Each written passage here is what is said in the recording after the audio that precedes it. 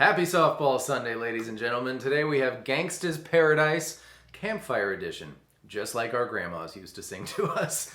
Oh, the 80s. But before we get going, I hope you don't mind if I take just a moment to thank the following people for signing up for the Patreon supporter of the Cause Club.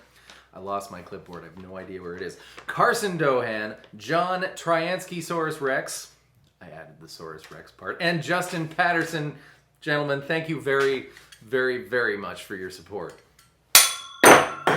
And if you would like to find out what that's all about, the link, of course, is in the description. Capo 3, give me an F. Big F, little f, it does not matter. Followed by D minor, poor D minor, the chord everyone always forgets. E1, G2, B3, including the open D string. Then E major, the one with the pointer finger on the G string first fret. And A minor, same shape, just one string towards the floor. That's most of the song. F, D minor, E major, A minor.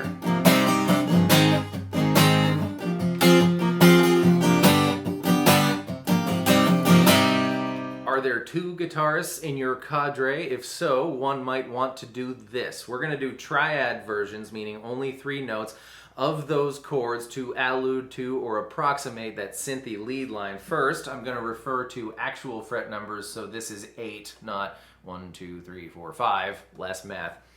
D shape on actual frets 8 and 9, that's our F.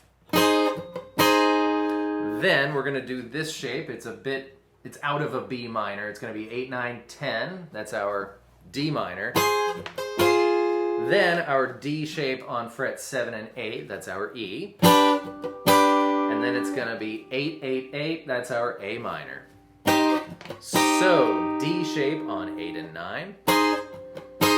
8, 9, 10. D shape on 7 and 8. And 8, 8, 8.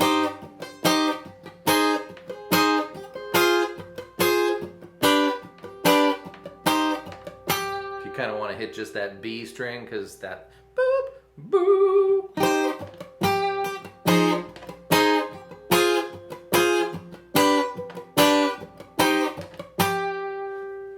When we make it to the chorus, been spending most our lives, the bass goes from, not really F because there's a capo, but we're calling it F. So F, instead of down to D, it goes up to G. Suggesting that it's a G chord, but I have a problem with that suggestion, and that problem is this. They sing and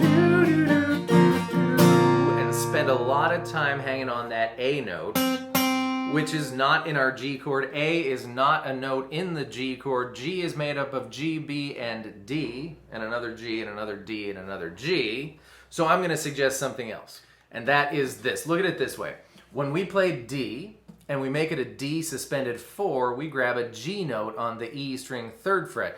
There is no rule about D suspended 4 that says it has to be this G note on this E string 3rd fret and not this G note on this E string 3rd fret. So take your regular D chord, but take your middle finger now and grab the other E string 3rd fret. And this is a D suspended 4 with a G in the bass, so we get our G rising in the bass, and we also get that A note that agrees with what we're singing a whole heck of a lot on that chord. Plus, it's a great chord.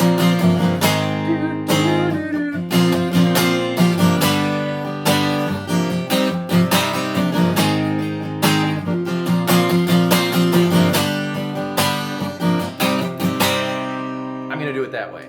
By the way, that continues the rising bass note action into the Why Are We So Blind to See section.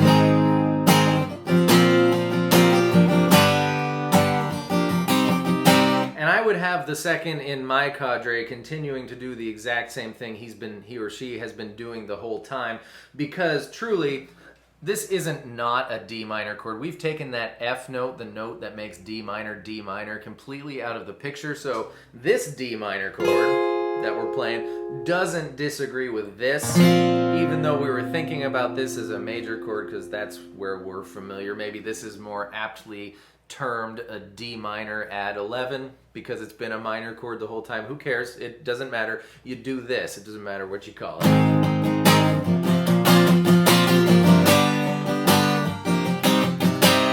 that's a little too much to say about that, so I'll just say that's all I have to say about that. Thank you very much for being here. I hope that was fun and helpful. Happy Softball Sunday, and I will see you next time with more stuff. Goodbye.